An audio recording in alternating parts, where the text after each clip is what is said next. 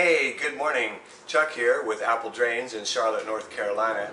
This morning we're going to take a look at problems down in the crawl space that you, the homeowner, can correct.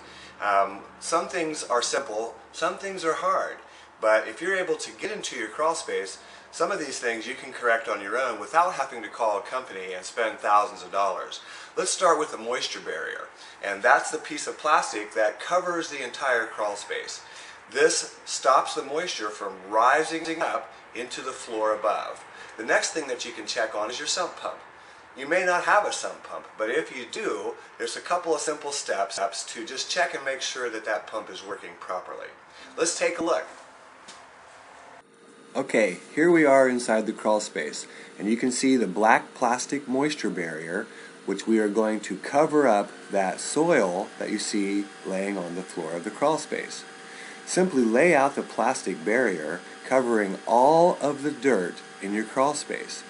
This takes a little time, but it's something that the homeowner can do. Here you see an almost completed covering of the moisture barrier. We'll straighten that out and pull it tight, and then we'll pin it to hold it down in place. Again, this is something that you, the homeowner, can do and save quite a bit of money.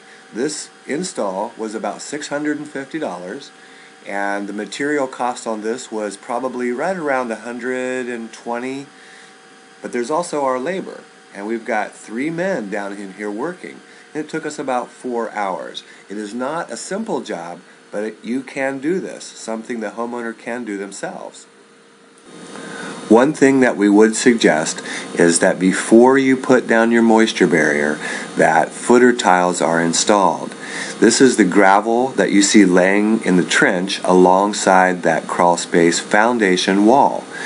Inside the gravel there is a perforated pipe, that means it has holes in it, and it's surrounded by gravel. As water comes through the walls, it fills up the gravel, enters the pipe, and is carried away to the lowest point and discharged. Usually the lowest point is down by the crawl space door.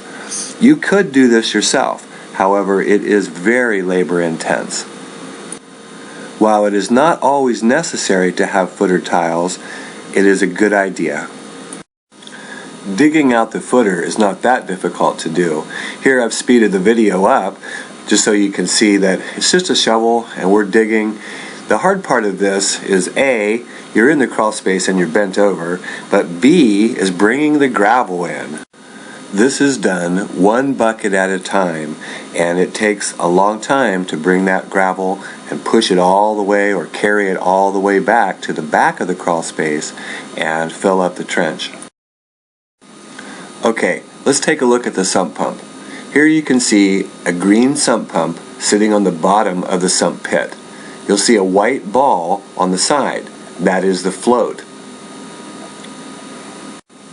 The float is connected to a lever, which is the switch to turn the pump on and off. Here you can see the float going up and down, turning on and off the pump.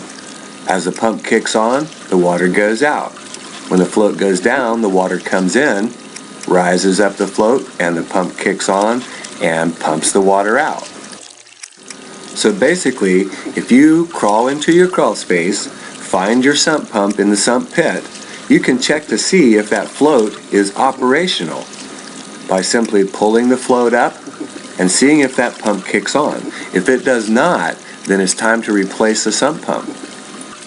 If it kicks on, great, no problems.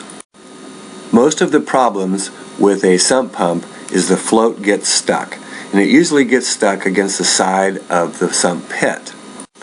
This happens because the pump moves around a little bit when it kicks on. So checking the float on your sump pump is an easy fix. If it's stuck, great, you just pull the pump over and solve the problem. If it doesn't kick on, then you need to have the pump replaced. This is Chuck with Apple Drains in Charlotte, North Carolina, reminding you that if you believe you can do something, I guarantee you can do it.